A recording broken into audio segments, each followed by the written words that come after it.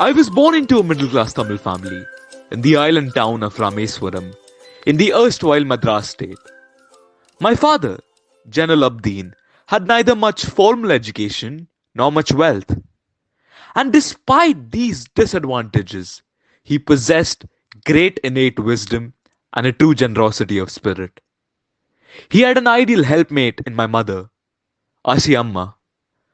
I do not recall the exact number of people she fed every day, but I am quite certain the far more outsiders ate with us than all the members of our family put together.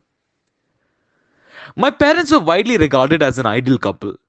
My mother's lineage was the more distinguished, one of her forebearers having been bestowed the title of Bahadur by the British.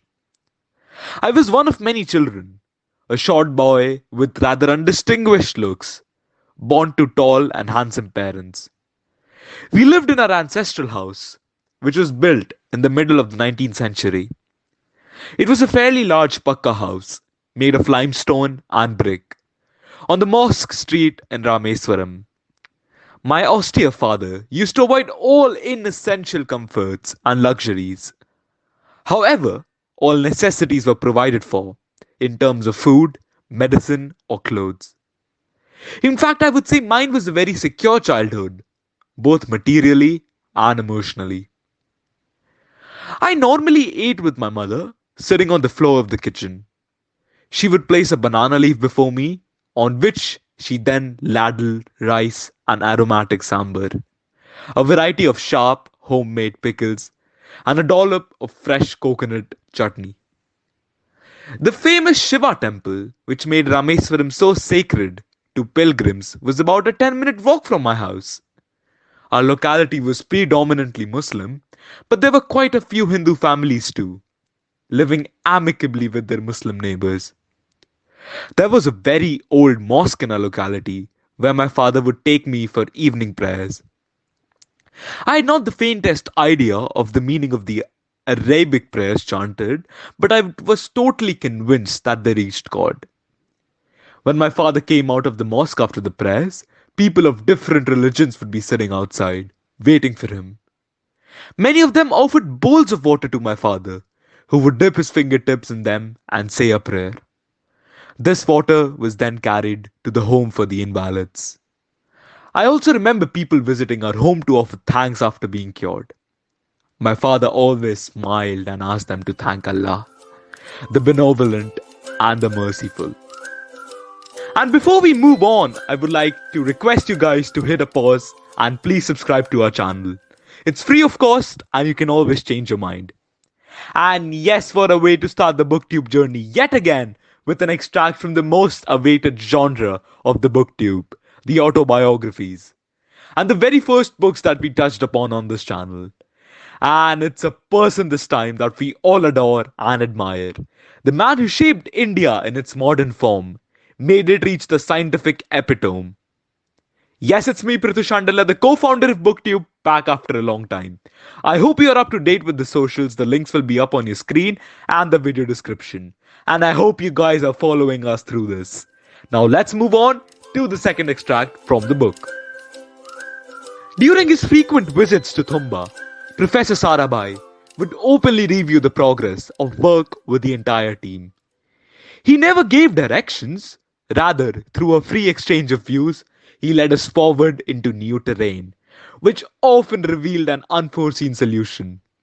Perhaps he was aware that though a particular goal might be clear to himself, and he could give 8 quid directions for its accomplishment, his team members might have resisted working towards a goal that made no sense to them. He considered the collective understanding of the problem the main attribute of effective leadership. He once told me, "Look, my job is to make decisions, but it is equally important to see it so that these decisions are accepted by my team members." In fact, Professor Sarabhai took a series of decisions that were to become the life mission of many. We would make our own rockets, our own satellite launch vehicles, the SLVs, and our own satellites. And this would not be done one by one, but concurrently in a multi-dimensional fashion. In the development of payloads for the sounding rockets, Instead of getting a certain payload and then engineering it to fit into the rocket, we discuss the matter threadbare with the payload scientists working in different organizations and at different locations.